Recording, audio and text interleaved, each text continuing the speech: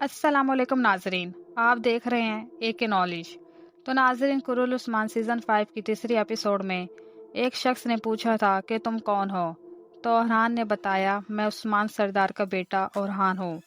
ये सुनकर वो आदमी कहता है कि तुम सरदार के बेटे हो, लेकिन तुम्हारा मकाम तुम्हें हमारे अंदर आने की इजाज़त नहीं देता सरदार के बेटे।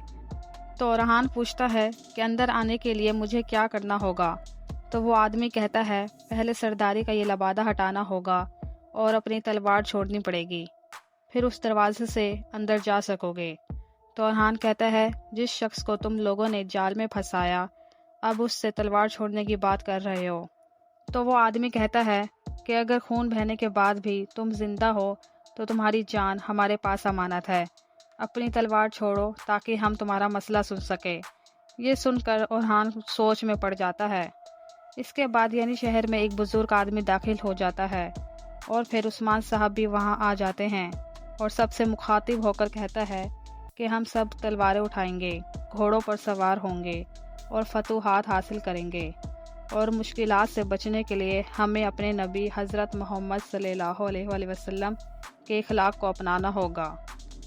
अगर हमने ईमान के साथ अपना सफ़र जारी रखा तो फिर आप देखेंगे कि अल्लाह हमारा रास्ता रोशन कर देगा। अब आप सब मुझे बताएं, क्या आप सब मेरे साथ चलने के लिए तैयार हैं? तो इस पर सब कहते हैं, जी जनाब, हम तैयार हैं। और फिर उसके बाद ज़ियाफ़त शुरू हो जाती है। तब उस्मान साहब कहते हैं, तो चलें, लोगों को खुश करते हैं।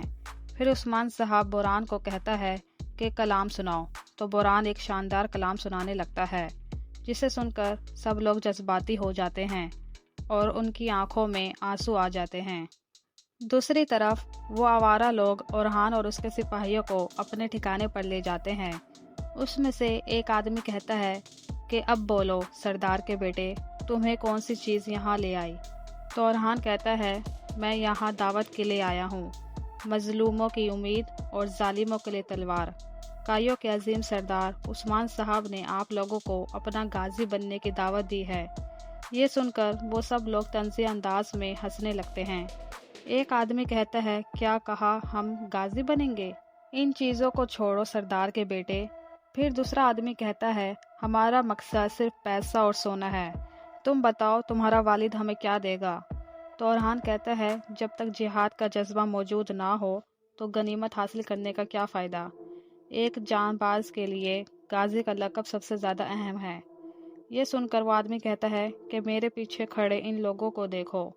इन लोगों की ज़िंदगी जेलों में गुजर गई, आधे भगोड़े हैं और आधे कातिल। ये बाशी बुजुर्गों का लश्कर है। हमारा मकसद सिर्फ माले गनीमत हासिल करना है। मैंने अपनी चीज़ों के लिए अपना खून बहाया। तुमने क्या किया? तुमने कौन सी तकलीफ़ उठाई सरदार के बेटे? तो अरहान कहता है कि तुम्हारे ख्याल में मैं महल में पैदा हुआ हूँ, मगर मैंने जंग के मैदानों में मशक की है। अगर तुम मेरा इम्तिहान लेना चाहते हो तो फिर मुझे अपने मैदान में ले चलो। ये सुनकर वो आदमी सोच में पड़ जाता है। इतने में एक घूटर की आवाज़ आने लगती है। फिर वो आदमी कहता है कि तुम खुशकिस्मत हो अरहान साहब, हमारी शिकारगाह पर एक काफिला आया है। चलो फिर तुम्हारी वहाँ महारत देखते हैं।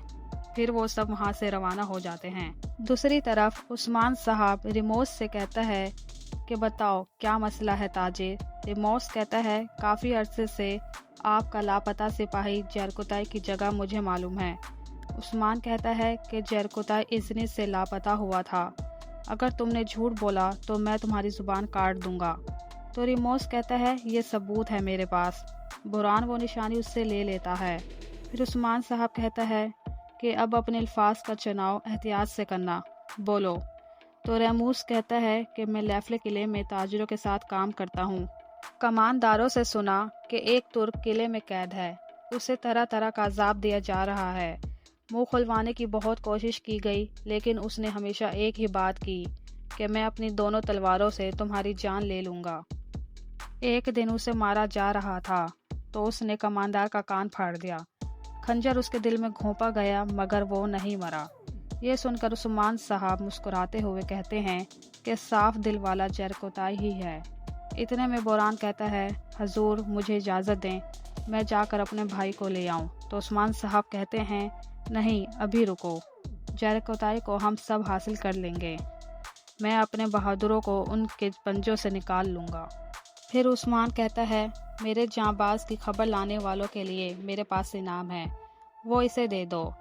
फिर रैमूस कहता है कि उस्मान साहब, ये सब मालूमात मैंने सोने के लिए नहीं दी, बल्कि आपके साथ तिजारती मुआहिदा करना है। फिर उस्मान साहब कहता है कि मेरे प्यारों की खबर लाने वालों के लिए मेरे पास इनाम होता है, लेकिन अगर ये झूठ हुआ तो मैं तुम्हारी जान ले लूँगा। इसके बाद उस्मान कहता है कि तैयारी करो और रैमूस, तुम भी हमारे साथ चलोगे। दूसरी तरफ फातिमा आलगन खातून के पास आती है और कहती है कि मेरे पास एक खुशखबरी है, जरकोताई जिंदा है। ये सुनकर आलगन खातून ज़्यादा जज्बाती हो जाती है और कहती है कि मैं जानती थी कि जरकोताई जिंदा है, अल्लाह तेरा शुक्र है। फिर वो अपने बेटे को बताती है कि उसके बाबा जिंदा हैं। ये सुनकर वो दोनों खुश हो जाते हैं। इसके बाद कैद खाने का मंजर सामने आता है, जहाँ कुछ कैदी बहुत बुरे हाल में थे। इतने में दरवाजे पर एक आदमी आता है और गले सड़े फल फेंकता है, तो वो कैदी जल्दी जल्दी फल उठाने लगते हैं, जैसे उन्हें बहुत शदीद भूख लगी हो। लेकिन उनमें से एक कैदी बिल्कुल हरकत नहीं करता। वो जरकोताई था, जिसकी हालत बहुत ज़्यादा ख़राब लग रही थी।